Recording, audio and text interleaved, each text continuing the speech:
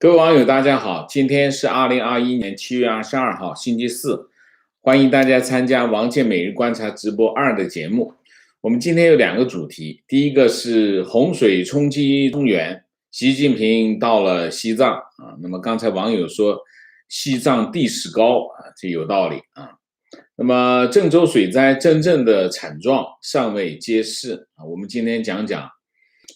这个在郑州目前所有的人啊都在关注的一个地点，我们等一下讲啊。去年长江中下游大洪水，去年习近平去了一滴雨都没下的贵州，而且装模作样在那里这个亲自指挥、亲自部署。那么今年洪水来了中原啊，就先是河南，现在在河北啊。那么习近平就跑去了西藏，跑得更远啊，地势更高啊，肯定跑不到那去啊。那么西藏境内流出的视频显示，习近平7月22号抵达拉萨视察，这是习近平上任10年来第一次到拉萨访问啊。那么他之前去过。那么藏人行政中央驻台代表格桑坚参对自由亚洲电台说这个西藏境内这个藏人传出来几张照片和视频，显示习近平已经到了拉萨啊。那么习近平从这个拉萨朵鸠仓藏服店走出来啊，从那个店走出来，那么在这个八郭大昭寺外向群众挥手，而且在一个广场上发表一个讲话。视频里面习近平说各地区西藏人民将迈向幸福生活，我和你们一样充满信心。最后在这里不耽误你们跳舞，祝大家生活幸福，身体健康，扎西德勒啊，讲一段这样的话啊。那么习近平一贯的就是没什么文采，也没什么话讲，基本上每次都找不出，憋半天憋不出话来，基本上每次都是这样啊。不过目前这个中国的官方媒体还没有报道习近平视察西藏的新闻啊。格桑坚参说从西藏境内传出的消息，21号到27号之间，拉萨上空禁飞啊，那么而且突然关闭了布达拉宫啊，这显然是为习近平视察西藏做的保安措施啊。格桑坚参说听说去了公波林芝地区，拉萨到林芝的铁路前2天刚刚开通。那么之前呢，习近平去了这个青海藏区啊，这次又到西藏拉萨这个格桑坚参说可以这样理解，习近平从2012年担任中共总书记至今，将近10年内第一次到西藏拉萨，可以说明中共很自信，整个西藏已经被他们所谓的维稳机器控制得很有把握啊。那么中印边境对峙，西藏在印太战略的重要性也日益增加。格桑坚参提到，1个多月连续到藏区，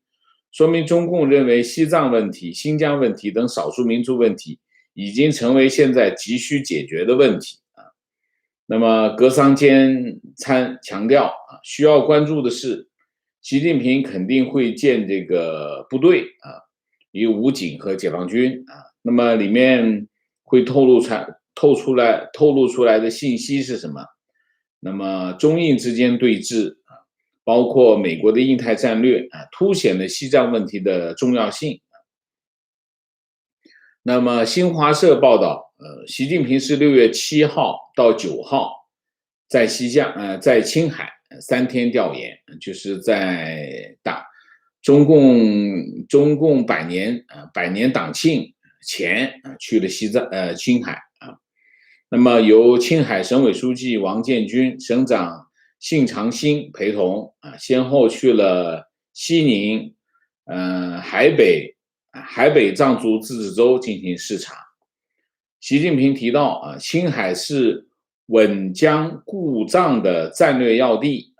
要坚持中国宗教的中国化方向，坚决维护国家安全，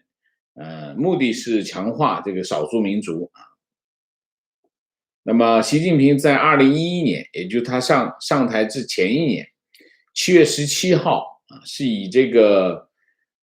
政局常委、国家副主席、军委副主席担任这个中央代表团去拉萨出席西藏和平解放60周年庆祝大会这是当年2011年去的这个西藏就是他上台前的一年那么习近平6月份刚去了青海，而且特别去藏区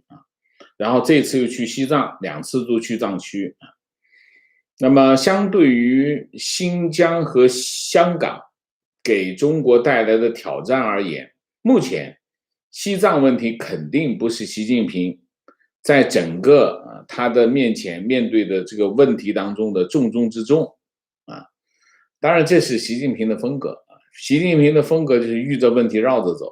为什么？官二代嘛，他不是自己打天下打下来的，所以他不需要去面对这个问题，所以遇着问题绕着走。但是西藏问题并不是无足轻重的问题去年8月28号到29号，这个中共中央举行西藏工作会议习近平在会议上提出治理西藏的10个必须代表了中国在西藏问题上新的指导方略那么西藏工作会议是中共针对西藏、新疆这种少数民族聚居地区这个主要是指西藏事务最高级别的会议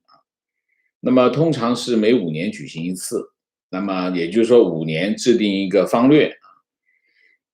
基本上地方政府也好，中央政府也好，都按照这个会议的主要制定的战略来执行政策。那和上次会议相比呢，这一次的治藏方略从6个必须扩展到了10个必须那么删去了坚持对达赖集团斗争的方针政策不动摇，加入了坚持宗教中国化方向，依法管理宗教事务，坚持生态保护第一，加强党的建设，特别是政治建设的表述，把统筹国内国际2个大局单列为一条那么其实核心是什么？核心就是宗教中国化宗教中国化，这就是习近平第一次把这个放在少数民族地区治理的原则当中习近平说要积极引导藏传佛教与社会主义社会相适应，推进藏传佛教中国化就宗教中国化是习近平针对宗教问题提出来的一个核心的宗教政策什么叫中国化？其实就是2个第一个就是世俗化，第二个就是与外界切断外界的联系那么作为加强中共对社会统治的方式宗教中国化最初是习近平在2015年提出来，然后在全国推行那么过去几年中国在大规模的打压这个家庭教会，拘捕教会的牧师和成员拆毁教堂、清真寺的宗教标志，就是把这十字架拔掉，把清真寺的那个特征给抹掉并且在这个西藏、青海、甘肃、四川、云南这个几千座这个藏传佛教寺庙或者是佛教寺庙里面升国旗、奏国歌在新疆大办针对这个穆斯林的这个再教育营这就是所谓的让宗教和社会主义社会相适应，其实讲的就是这个。讲的就是宗教的世俗化，然后就是和其他的宗教团体，特别是国外的宗教团体切断他们的联系，切断他们联系就好办了啊。那么在这次西藏工作会议期间，发生了什么？发生了中印边境冲突啊。那么中印边境冲突其实是一个非常重要的影响是什么？中印边境冲突让西藏问题变得更加突出了。你想一下，这边跟印度人正在进行冲突，后面如果西藏问题没有摆平，他会觉得会有问题啊。所以西藏在中印边境关系中印关系当中有特殊的地位啊。所以呢，习近平在这个西藏工作会议上面重申西藏对边境安全的重要性，在10个必须里面再次强调治国必治边治边先稳藏这个方略。所以呢，从现在的情况来看，习近平在处理这些问题，其实处理的西藏问题也好，新疆问题包括蒙古问题也好，基本上你现在看中共的整体战略就是一个是要强调这个主体民族和中国主体民族主体、主体民族跟中国主体然后突出什么呢？突出中华民族的特点然后就是淡化少数民族的特色习近平认为实现民族统合和融合的有效办法所以为什么你看在这个少数民族地区要普及普通话然后用这个普通话教学等等，都是朝着这个方向那么目的是什么？目的一个就是让这种少数民族的在文化上、在宗教上、在社会习俗上融合这就是个融合方法，只有一个：强力压制就是类似新疆教育营这样。那么无论是新疆问题还是西藏问题，包括内蒙的问题内蒙的问题跟西藏和新疆有一点不一样。新疆跟西藏是3个问题联系在一起第一个问题是少数民族问题，第2个问题是宗教问题，第3个问题是边境问题这3个问题是联系在一起。内蒙呢，内蒙就宗教问题就不大突出，因为萨满教基本上被消灭掉就是内蒙在蒙古族里面本来是有萨满教，但是萨满教慢慢的已经其实这件事情主要是苏联干的，就是禁止信仰萨满教，所以萨满教慢慢的在蒙古族人的生活当中慢慢的消退所以宗教问题在内蒙的问题内蒙影响不大主要还是文化跟外蒙的关系的问题那新疆也好，西藏也好，那就是少数民族、宗教和边境中共基本上是个汉人的政权作为汉人的政权，他们在处理宗教问题也好，少数民族问题也好，基本上他们都没有概念就是说对于宗教因为共产党是无神论者，所以他们对宗教就是一个态度，消灭它。共产党就是所有的共产党对于宗教的态度就是消灭它，所以他的最终目的是要消灭宗教，因为他要你们信仰我，你谁都不能信仰，所以宗教问题就是最终是要消灭它。那至于少数民族问题，就是2种办法，2种态度。第一个叫融合，第2个叫同化融合是什么？融合就是你要消除少数民族的特征，融合的意思就是这个。就是你要说汉语，你要用汉字，然后你的服饰慢慢的要变成汉民族的服饰啊，消除你的少数民族特征，这就是融合。同化是什么？同化就是迁大量的汉人去少数民族地区，叫掺沙子。掺沙子的后果是什么？掺沙子的后果就是，就算你在当地，你都是少数民族。就是比如新疆维吾尔族，维吾尔族理论上少数民族的意思是在全国属于少数民族，其实不是的啊。现在其实，在新疆，维吾尔族也是少数民族。为什么？汉人比少数民族还要，当地的汉人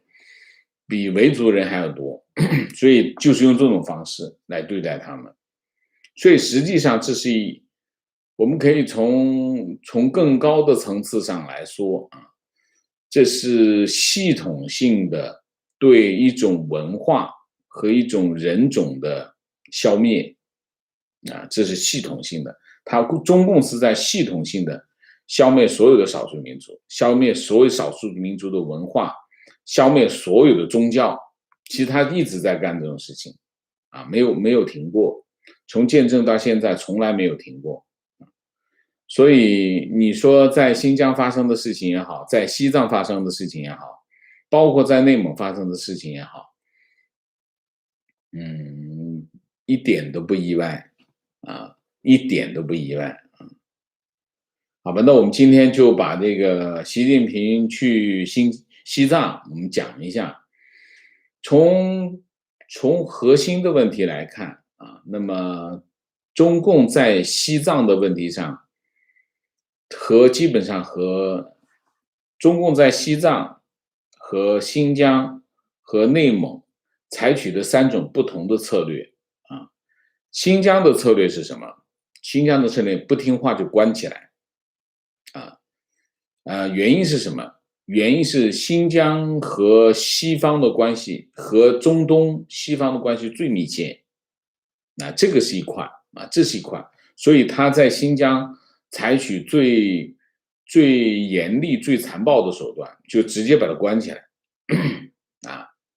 所谓的学习营其实就是监狱，这是一个方法。那么对于西藏相对独立。它跟外部的联系并不密切啊，包括印度的联系并不太密切，所以基本上就闷在里头，就是外面的人也不知道发生了什么事情，他就在里面，基本上他是用这种方式把西藏孤立起来，然后就是对待西藏就是用这种方法，不听话就抓起来，就用这种方式这是一个因为西藏比较落后。和外界的联系又比较少，所以他基本上是关门打狗的方式。然后就是内蒙，内蒙呢，中共对于内蒙呢就相对怀柔内蒙相对怀柔的原因是什么？内蒙古人呢就相对比较怎么说呢？见风使舵见风使舵。给点钱呢，也挣点钱，因为他们比较容易挣钱，因为靠近汉族的地方那么赶个羊去北京能挣很多钱，所以呢，用这种方式呢，基本上用收买和怀柔的态度对待蒙古人，所以基本上3个地区的，还有一个少数民族叫壮族自治区，那根本就跟广西根本就不是自治。你可能看都看不出来壮族是什么样子了，所以壮族的问题已经搞定了，所以剩下这3个就大概就是这样。好，那我们现在下面第2个主题，郑州水灾真正的惨状尚未揭示那今天我们用的是财新网的一篇报道，财新网去了这个郑州的这个京广路的3个隧道。目前全世界最关注的就这3个隧道，其中是京广路北路的隧道是最关注的那么财新的记者7月22号走访了京广路段自北向南3个隧道那目前隧道正在进行排水工作，其中京广北路隧道的车辆被淹的情况最严重，也就是我们一直在讲的这个问题啊。那么隧道口有100余辆车辆被困或者被淹，其实就是已经被淹了啊。然后这个记者呢，从南向北，沿途经过京广南路隧道、京广北路隧道和京广北路隧道和京广北路隧道东洞匝道入口。那么在这3个隧道路段已经拦上了警戒线，不让靠近啊。那么在京广南路隧道入口处，4台泵机正在沿着这个斜坡抽水。下午2点半开始，积水几乎把这个隧道入口全部淹没，就整个的入口是淹没的。那么由于积水较深，看不见里面有没有车辆被淹，因为看不见啊。那么京广北路隧道从22号中午12点钟开始抽水，京广北路隧道内积水最深处达到13米左右，到下午3点已经抽出了8米。那么16台大型抽水设备，每台1小时可以抽3000立方啊。那么从22号下午的情况来看，京广北路隧道暴露的情况最为严重，水位下降之后，大量被困的私家车露出水面。那么车辆横七竖八插在隧道中间的绿化带上，有的还漂浮在这个积水里面。进入隧道大约500米，有20-30辆大巴、私家车被困啊。那么有20号暴雨当天汽车逃生的私家车返回现场，准备打开车辆看发动机检测车辆的情况。当这个现场的工作人员把他赶走啊。那么郑州市一名消防人员说，初步统计现场有100余辆车辆被困啊。那么郑州市勘察设计研究院发表的论文《郑州市京广北路隧道设计综述》里面是这么讲：京广北路隧道是京广快速路系统的一部分。京广北路隧道主线全长1835米，其中暗埋段就是完全封闭的叫陇海路到中原路，长度是1360米，敞开路段长度是475米。然后郑州市城市隧道综合管理养护中心的工作人员说，京广路隧道清理积水，目前已经发现了2具尸体。那么昨天开始抽水时发现，然后打捞起来昨天一抽水就已经发生其中1人在北段隧道路口为女士，另外一人就是男士在南段路口。那么救援人员说听说是北边的死者本来在隧道的主干道上走隧道旁边的主干道上走，当时水很深，他就想跨过栏杆，他不知道栏杆里面是隧道口，也是积水，砰就掉下去了，所以没人找得到他。然后这个养护中心的工作人员讲这一段话，下面从现在开始，以下全部都是养护中心工作人员讲的所有的话知道我另外再说他这么说我就全部念他说的话水流从北边高架桥往南倒灌，有一部分车原本不在隧道里，是从高架桥上冲下来的人也在里头这是一个然后这个7月20号下午4点以前，雨已经下得很大，但京广北路隧道还没有积水，就里面还没有淹水。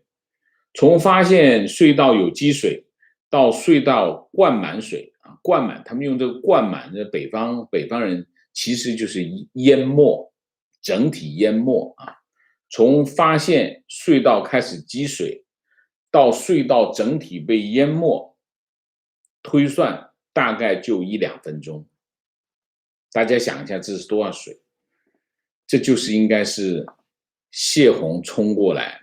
就是从这个他们两个水库泄洪，泄洪应该是从上午10点半开始泄洪，下午4点钟左右就到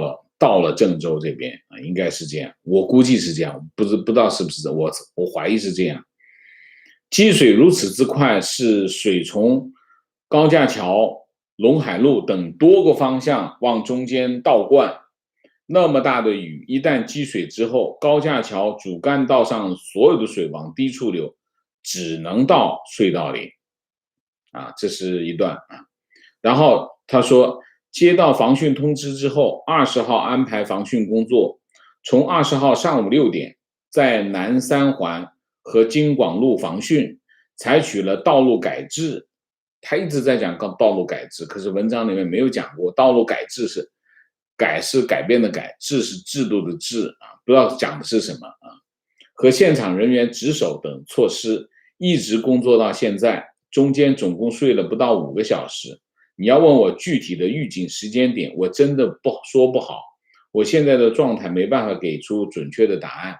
显然是记者在追问他，就是这个预警啊，预警你们收到预警没有？几点钟收到预警？因为只要有预警，隧道就应该封闭啊。然后他说，7月20号，7月20日，郑州暴雨当天，在进入隧道前的电子路牌上，京广南路隧道处提示了隧道出口有积水，交通管制。京广北路则提示减速慢行。为什么京广北路隧道的车很多？因为它只提醒了减速慢行啊。对于为什么不直接封路，禁止车辆入隧道，工作人员说，没有积水之前不敢贸然封路，隧道里都是车也没法封，这简直是胡扯啊！怎么不能封？你不让他进，剩下的车出来，里面不就没有车了吗？这管隧道的人说这种鬼话，这里面很多的话，工作人员的话，是他一听跟他有责任的，他就避开啊。那么京广路一共有我前面就是工作人员的回复啊。京广路一共有3个隧道，分别是京广北路隧道、京广南路隧道以及淮海路隧道。其中京广北路隧道一共有8个出入口。在20号下午4点钟左右，京广北路隧道封了5个口，其中下午1点钟以前封了2个，4点钟之前封了3个，总共封了5个，分别是4个进口就是入隧道的口和1个隧道岔路口。那么当时还有车在这个隧道内，所以出口不能封啊。那个工作人员说，我们第一时间已经采取了道路改制和现场人员值守。关键问题是，隧道出口和隧道内原本就有车，雨量一大出不去了，就是这个时间就很重要了。实际上他们是在封入口，但是来不及了，隧道里面全是车啊。隧道出口的大量积水导致隧道内车辆被捆住。我们最后一个负责疏散的人员离开时，水已经漫过膝盖。然后这个22号下午4点，财新网的记者在京广北路隧道东洞匝道入口附近看到，已经有几十名道路清洁车司机在候命，等隧道抽完水就开始清淤啊。据说淤泥有60公分，就是有60公分高啊。好，我们总结一下。第一个，郑州市京广北路隧道设计综述啊，里面讲得很清楚。京广北路隧道结构设计考虑了防水问题。它考虑防什么水呢？排水系统，它的排水系统主要考虑排除什么呢？雨季场口路段的汇水啊，汽车带入隧道内的地面积水，日常冲洗废水，消防废水和少许渗透水。它这个中枢表明什么？表明京广路隧道设计本身不具备防洪能力啊，也就是说，当洪水来临的时候，隧道内部积水不能避免啊，这是个非常重要的前提。什么意思呢？就是如果你发生了洪水，你就必须关闭隧道，因为洪水会跑到隧道里面去。那么，这是一个非常重要的前提，必须提前封闭隧道。事实上，这个隧道没有封闭隧道，这个隧道公司养护中心没有封闭隧道，没有封闭隧道的后果，这个情况跟地铁公司是一模一样，就是他们啥都没干。到后来，他们发现水来了，有积水了，开始封闭，那个时候已经来不及了。为什么？出口有积水，里面的车根本出不来。当时的问题就是，它封闭出口已经没有用了，因为车闷在里头，闷在里头原因是出口有积水，这个隧道的设计有问题，它出口先出现积水，也就是说它是一头高一头低，出口低，这个入口高，这是第一个。第二个，下午4点之前，这个在4点钟之前，京广路隧道没有封闭啊，这是所有问题的关键。如果它在京广隧道如果在4点钟之前封闭了，这件事情就不会发生。但是4点钟之前它没有封闭，它在4点钟之后，当它发现隧道内有积水的时候，它开始封闭。但是实际上，隧道内开始积水到隧道被淹没这件事情，总共中间发生多长时间？1到2分钟，这是他们自己说的。所以洪水冲进隧道，车辆根本跑不出来，根本没办法跑出来。那么第三，洪水淹没隧道用了几分钟的时间，为什么？原因很简单，为什么洪水会用1、2分钟时间就把整个的隧道给淹没灌满？原因是隧道在当地的位置，位置是最低的位置。如果真的是泄洪下来的洪水，泄洪下来的洪水有2个特点，第一个水量特别大，第二个速度特别快。那所有的地方的水一过来，那肯定就先把这个隧道灌满，然后再往前跑。所以隧道的位置最低啊，路面上所有的水都冲向隧道，所以隧道里面的汽车隧道里面开车的司机和乘客根本没有时间逃生。那么隧道里面到底有多少人呢？我在推特上看了很多人在计算，大概的情况是什么？大概的情况是应该普遍有几个算法，基本上认定隧道里面大概有3000辆车，3000辆车。那么车上面有几个人就不好说啊，因为这是上下班的时候，上下班的时候呢，理论上呢，上下班的车呢，应该差不多都是1个人啊。那么有一些不是上下班的车，那可能就多几个人啊。那我们如果用这个概念来计算的话，那么车里面应该有这3000辆车里面应该有3、4千人。那你想一下，这些隧道的水抽干的时候，你看一下那里面的场景会非常的凄惨啊，非常的凄惨。郑州警方封锁这个京广隧道啊，京广路隧道啊，因为它在抽水，然后在清理现场。他贴了一个非常没有人性的标语，叫“您的一言一行代表郑州形象，请勿在此围观”。你觉得这个世界上还有这么不要脸啊？就是说，他干的这些事情，他不觉得会影响郑州形象，别人在那围观，他觉得影响郑州形象。你知道那些围观的人是谁吗？是看热闹吗？不是的，很多人是找不到亲人，在那找亲人呢，找他自己的车呢。我今天在这个推特上看了一段话，讲的是这次这个讲的一个故事。讲什么故事呢？讲有2个女孩啊，那么她们是好朋友。一个在被洪水围困的地铁里，一个在外面，然后他们就在微信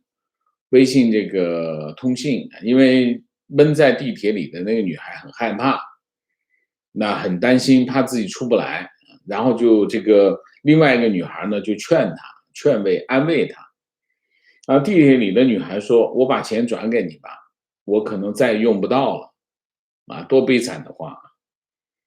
她的闺蜜吓了一跳，说：“不要不要。”她说：“不会出事的。”地铁的女孩哐当就把钱给转过来，转到另外一个女孩账上。多少钱？838块。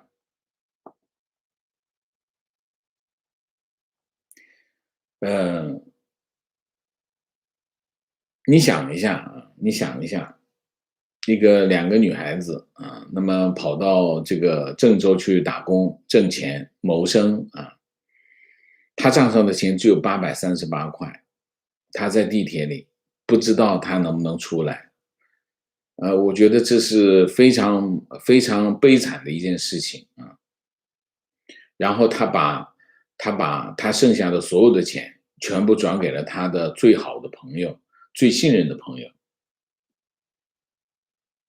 她去坐地铁去上班，或者是坐地铁下班。其实我们看到在郑州这个出事的、没出事的、遇到困难的、过去了的、没过去的人，都是什么人？都是这样的人，都是一些普通的人，活生生的人，有血有肉的人。在中共那里就是一个数字，名字都没有。中共的特点，中共在所有的事故当中，他都不公布遇难者名单。为什么？这里面用意是非常深的。他就是要把这些所有的这些出现问题的人变成什么？变成一个没有生命的数字，大家没有感觉。就是说，你说死了100个人，跟你说死了，这里面一个是谁？一个是父亲，一个是女儿，一个是老太太，一个是父亲，一个是丈夫，不一样。这就是活生生。其实这些人全部都是活生生的人，有血有肉的人，都是怀着梦想追求他们的理想的人，他们就在面对的这些困难。这也是我们为什么会坚持追寻真相的原因。我们要为他们讨一个公道，要把他们的事情告诉全世界。这就是我们今天的主题。好吧，那我们今天的主题就到这里，我们下面进入互动。进入互动之前，温馨提示，请大家点赞，请新来的网友订阅，请大家加入我们的会员，支持我们做更好的节目。那么进入互动之后，请大家不要聊天，4个情况、问题、观点、情绪那么另外呢，我也在这里特别提醒一下，就是我已经很久没说了请大家关注我的推特号或者是这个脸书号。那么在我们视频下方的这个视频说明里面都有为什么呢？因为我还是希望大家来参加我们的直播参加我们的互动。直播和互动都是一个非常好的形式我希望大家都来参与好，那么看看大家今天有什么高见。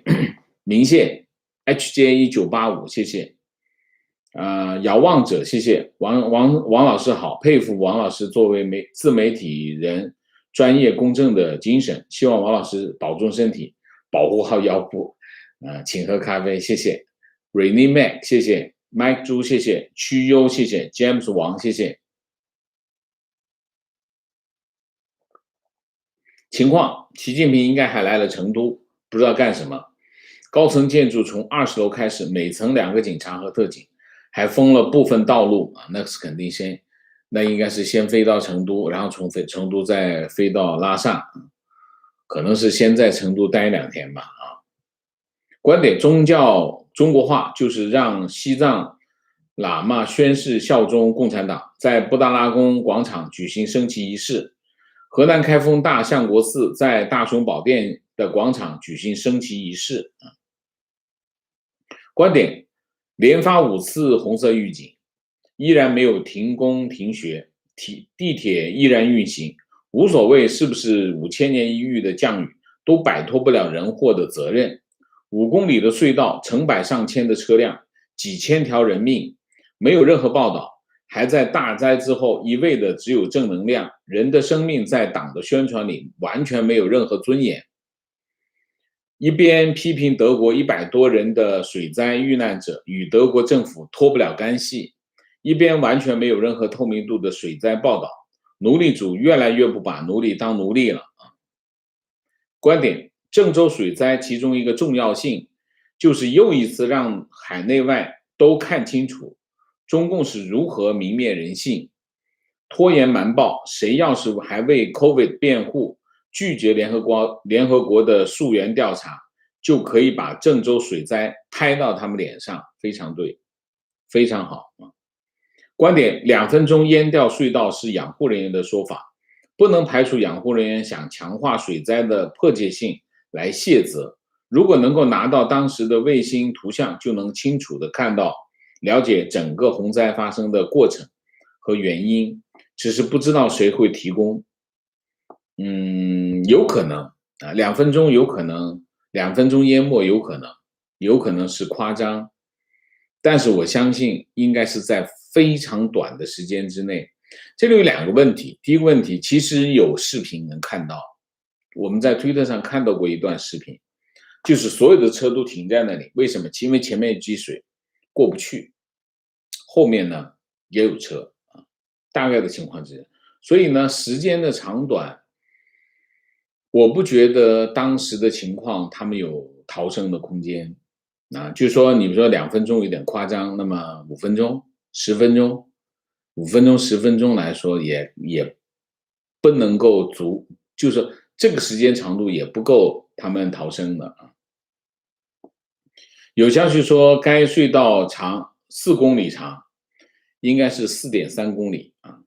双向6车道，按7.5米一辆计算3200辆车，每车按1.5人计就有4800人，在车里打对折，2400人可能遇险。对，就是如果你不管怎么计算分析，你都会知道在隧道里面可能出现的状况一定是过千人啊，一定是过千人的啊，这个应该不会有太大的意外。情绪，抖音上有那些困在隧道中的人在大水冲来之前拍的视频，没有人知道最后有多少人得以逃生。可怜的中国人都是生的计划，死的随机啊！计划生育，所以生的计划，死的随机，你真不知道什么时候啊！所以我就说，中国人的人命真的是很大的随机性啊！观点：共产党的统治就是完全抹去个人的权利、文化和属性。CCP 系统对少数民族的限制、同化和削弱，从根本上来说，和他们抹杀每个民众个体的权利是一样的啊。CCP 不允许韭菜有觉醒意识，只需要大家都成为工具，成为螺丝钉，成为随意可以收割的韭菜啊。非常对，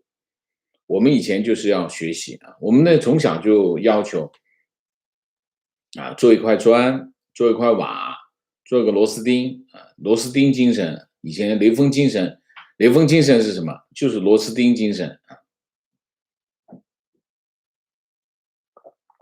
情况：灾后百姓可咋活？土共是不可能拿出多少钱来救助民众的。参考去年疫情期间，全国多少人关在家里坐吃山空，土共1毛钱的救济金都没有，反而是推出政府消费券还要抢，这个时候还不忘掏空老百姓的钱。我就经常在推特上看到，一些人在骂这个美国发钱，美国发钱，制造通货膨胀，类似这样的鬼话很多啊。是啊。如果你觉得美国发钱、欧洲发钱不好，回中国，中国不发钱，1分钱都不发，保证你满意啊！所以我还是那句话，持续攻击西方的福利制度的人，要么别有用心，要么愚蠢至极没有别的为什么？因为你是老百姓情绪常常在想，现在唯一的希望就是那些底层的民众，包括 CCP 那些底层的官员，有一些未泯灭的人性，能够不做这个体制的帮凶在这种扭曲的体制下，民怨慢慢的积累和沸腾，这可能是最终一切改变的开始。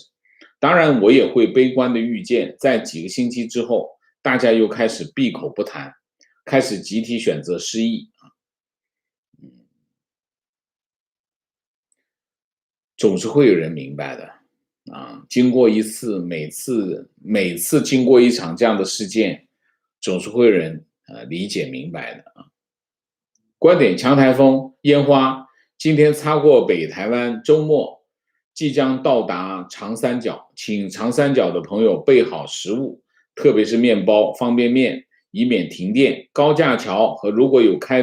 有放停车就停上去，楼梯间不要放东西，雨大楼梯可能变瀑布这都是有经验的。台湾的朋友面对台风非常有经验，所以要听他们的提问：在古代，因为打仗打不过其他民族而被灭亡的民族太多了。中国新疆和其他少数民族其实也是打仗打不过 CCP， 那么被消灭的也是顺理成章的事情。优胜劣汰自古就是这样，而且如果他们服从 CCP， 也可以很好的活下来。也不会被杀或者被关。为什么大家都这么重视这个问题？我不是很理解OK， 你问题是什么？问题是你没有搞清楚时代。你讲的这个时代是什么？你讲的时代是野蛮时代，是成吉思汗的时代。我们现在生活在什么时代？我们现在生活着现代，现代的国家。现代的民族，现代的人和人的关系和成吉思汗这时代是不一样的。成吉思汗的时代是冷兵器时代，谁的力气大，谁的拳头硬，听谁的。但是现代人类已经不是这样生存的了。你先把这时代搞清楚，再去理解，好吗？情况：结婚的时候，老公问我要不要移民，当时我想父母亲朋不舍得。国外日子再好也是孤家寡人，但是这2年发生的事情让我觉得国内真的快窒息了。昨天同龄人约着去沙滩玩，一直在做题，是类似党建的题。孩子学校要求做了90分，结果要求是做了孩子学校要求的做了90分，结果要求是100分才能通过。班主任在群里点名批评，天天如此。给孩子洗脑还不够，还要给家长洗脑。80后的家长接受再教育，我问小朋友，如果不喜欢做，是不是可以不做？孩子们高声的喊，那会影响流动红旗和班级的荣誉。我说，可是你们不喜欢做这些孩子们说，我不能给班里拖后腿，我真的很难过。我以后也会面对这样的问题，我觉得毫无出路。如果完全不接受这样的体制洗脑，他也许连接受基础教育的机会都没有。以前我想法简单，觉得可以回家自己教，可是这样的孩子教育真的是能行吗？当然不行。很多人认为我会中文，我就会当语文老师，怎么可能？这是不可能的。教育是专业的事情，一定要尊重专业，好吗？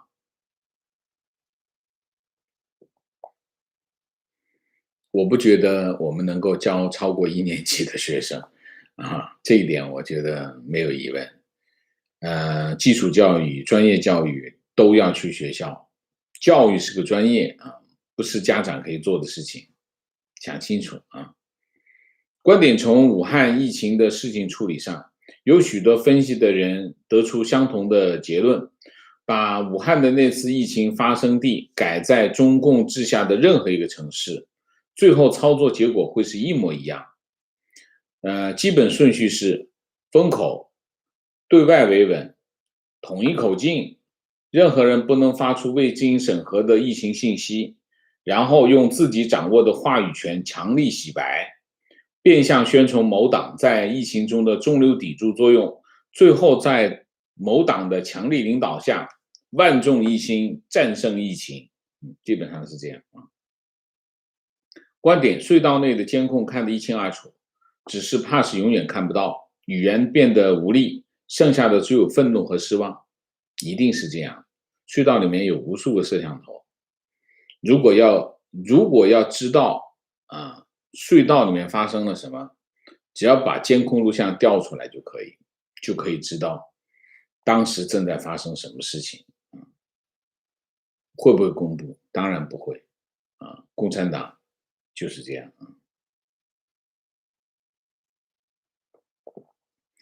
你可以看到这件事情其实这个隧道管理公司和地铁公司其实是他们的行为其实是一样的，两个字：谋杀。除了这个以外没有别的，没有别的词汇可以形容他们的行为情况坐标江苏宿迁，因为我们县发现一名新冠病毒患者，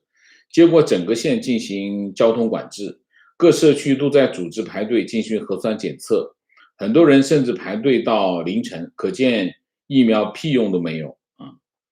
江苏不是宿迁江苏是整个，我印象中好像整个江苏省在核酸检测吧，我看错了吗？网友纠正我好吗？情况据我同学说，习近平在成都的时候住的是军区宾馆，市区1环路以内，国安会提前在附近民居挨家敲门，要求居民把窗户全部关闭。独裁者是相当的怕死那是住在军区的宾馆，周围的人都得把门窗关起来情况：国内自媒体不允许直播，扩散河南水灾情况，发现直接删除，不管多大的事，最后都是歌颂。情况：我的朋友圈的郑州的朋友们都觉得幸福自豪，真的如鲠在喉情绪：河南水灾前期的隐瞒，丝毫不把民众当回事。水灾发生时，不急不慢的救援行动，没有投票权的我们，面对这样的政府，一丝反抗的机会没有。失望的人选择离开，剩下的人今天看别人的受灾，明天或许会成为地铁里、隧道里被困无可奈何的悲哀。情况：国内的排水简直是豆腐渣。郑州，我昨天出去转了一圈，随处可见路面塌陷或者是路面泡翻的。门口有条上个月刚完工，这次把路面冲坏了。观点：前天郑州刚发大水的时候，我打电话给我自己在郑州上学的好朋友，谢天谢地他已经回家了，他也很庆幸自己提前几天离开了郑州。我联想到有多少人给自己在河南的亲朋好友打电话打不通呢？他们会经历怎样的焦急和绝望？这里面可能会有那一晚困在地铁与隧道里的人，是这样。观点：果然一尊去远离重灾区的地方视察，果然最初的慌乱过去后就开始严控问责帖子，果然开始掩盖伤亡人数，接着要丧事当喜事办，甩锅境外势力，歌颂 CCP 的伟大领导。情况：去年夏天的时候，成都在晴天突然遇洪灾，墙内新闻都没有多少报道，只是讲大雨。实际上那几天都是晴天，应该是上游乐山涨水，宝三峡上游泄洪。那个时候水淹到三楼，在水里困了2天，后期每家商户补助1万元，可损失远不止于此。泄洪都是没有提前讲，就是不提前讲，为什么？提前讲要赔，不提前讲你都不知道是什么情况。2014年经过海口台风也是，当局压制大家的声音，对外宣传救助如何及时到位。我记得是没有人死亡，外媒说有很多人死亡，文昌死亡数数千至数万。观点：日本、台湾暴风、日本台风暴雨来临时，家长会收到停课通知信息，并提供应急安置地点，往往是小学校，同时提供保暖和食物和药品。公司企业全部停工，这在国外真的是很普通，很正常，很普通。墙内还在发生这么惨绝人寰的事情，天灾不可免，人祸不可饶恕，非常对。我还是那句话，中共呢，它的数字集权非常的先进，先进程度其他政府想都想不到。为什么？因为其他政府没办法做到。为什么？因为老百姓有选票，你要这么干的话，老百姓把你选下来。所以数字集权工具其他国家看不到，只在中国看到。这些数字集权工具非常的先进，能够直接把你从人群里面抓出来。但是这是数字集权工具的使用用途是拿来干什么？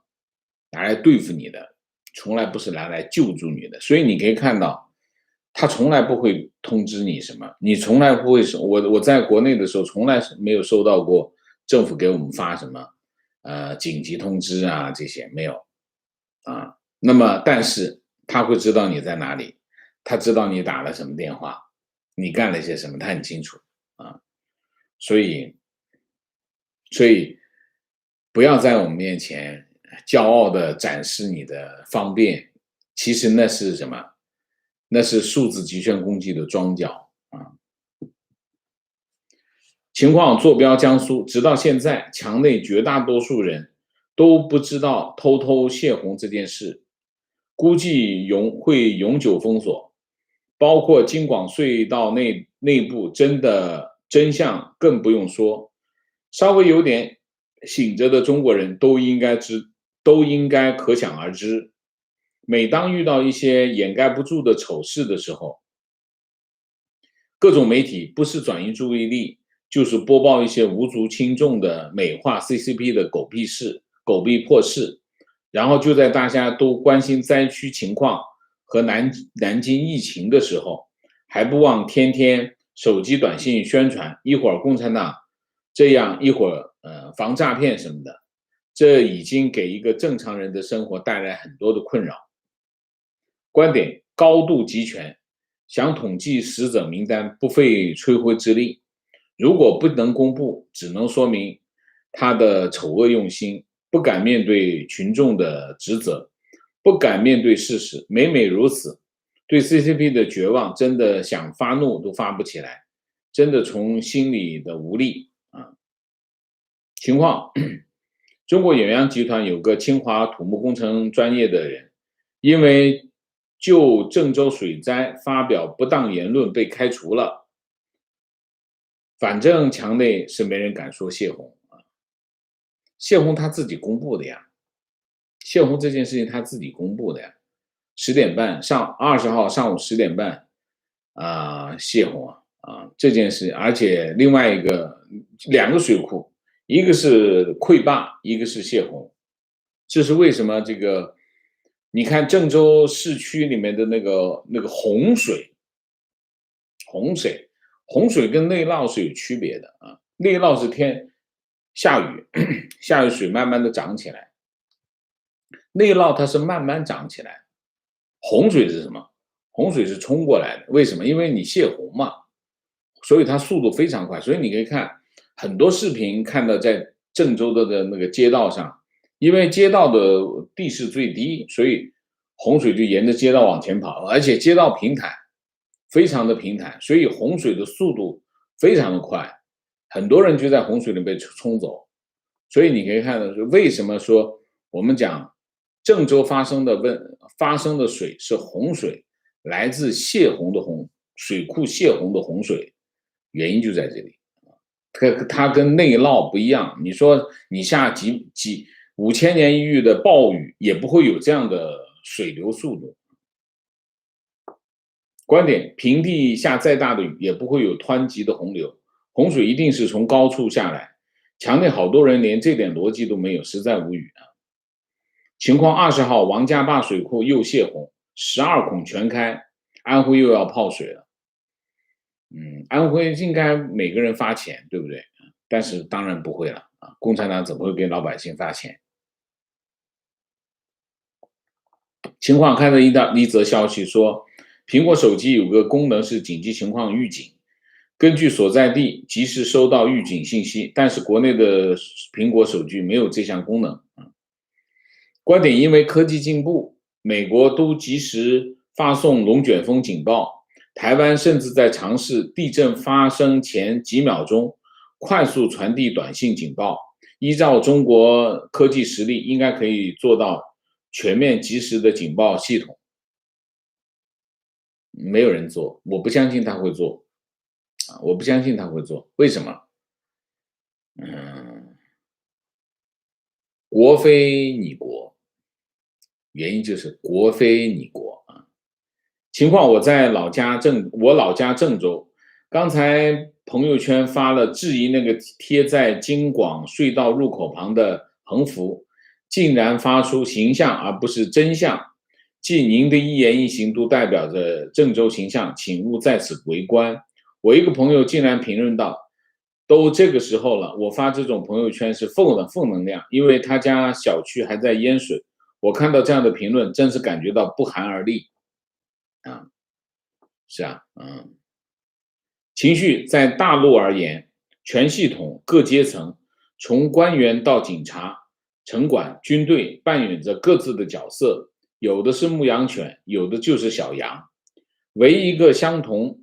的就是，不论他们是否清醒或者被洗脑，都默不作声，麻木，没有人正视问题，来避免下次再发生同样的事情。我今天有个朋友给我发了一段话，这个朋友呢是个外国人，他给我发了一段话，他说：为何这个外国人会中文，而且中文非常好啊？我哪天请他来我们的节目。他说：为何每次突发事件都不应用2007年发布的《中华人民共和国突发事件应对法》？法律制定的体系应该很完整，但关键时候竟无人采纳。而且他把这个帖子，就是关于这个法律发给了我。他说：外来的和尚请教。我经常讲，我上次不是说这个外来的和尚会念经嘛？他说外来的和尚请教。我这么回答，我说我觉得中共从来就没有按照法律行事的思维和习惯，也没有人因为没有人找他的麻烦啊。然后他就回我，他说：悲剧不断，何去何从？他问我一句，我就回他，我说：不断重复悲剧，这才是中共的本质，这也是中国传统文化的核心。他回了我段英文，叫 Democracy is the key。他说民主才是关键。我回他说，我说这是根本，但是还是要倡导现代文明，还要倡导，就除了民主制度，还要倡导现代文明。他回了我一个叫 Indeed， 就是这样。这就是我跟跟一个外国朋友关于这件事情的聊天啊。观点：这次郑州水患期间，由于停电停水，所有人都要拿现金买水啊。观点：中共从来没有统治好过边疆地区，从最初的新疆杀人如麻的王震，胡锦涛镇压西藏暴乱，现在在新疆建这么多的集中营，民族矛盾从来没有解决过。我的看法是什么？中共从来没想过去解决民族矛盾，为什么？因为他们根本就不想解决。因为他们认为这是个问题，这个问题要解决，他们是问题，不管他做什么，不管少数民族做什么，都是问题。所以你可以看，无论在新疆，无论在西藏，无论在内蒙，发生问题都是因为什么？因为中共在当地实行他们要实行的政策，才发生问题。就是从当年这个西藏开始，西藏最初是承诺他们自治，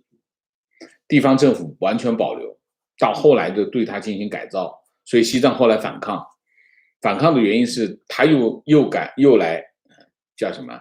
共产党的一向的这个叫什么？言而无信啊！所以你可以看到，宗教问题也罢，民族问题也罢，中共从来不会去解决这些问题。中共认为宗教、少数民族它存在就是问题，它就要解决你，而不是解决问题，这是问题的根本啊。观点，我强烈推荐在北美生活的中国移民不要从中国买手机带回来用，要买当地的手机，当地的手机会有安博尔警报，各种安全警报，中国的手机就收不到。OK， 明谢 Linda 丁，谢谢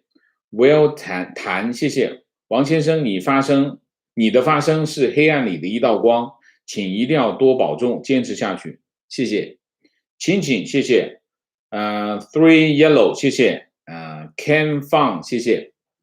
好，我们今天的节目就到这里，感谢大家的参与，我们下个节目再见。再见之前，请大家点赞，请新来的网友订阅，请大家加入我们的会员，支持我们做更好的节目，做更好的自己。谢谢大家，谢谢。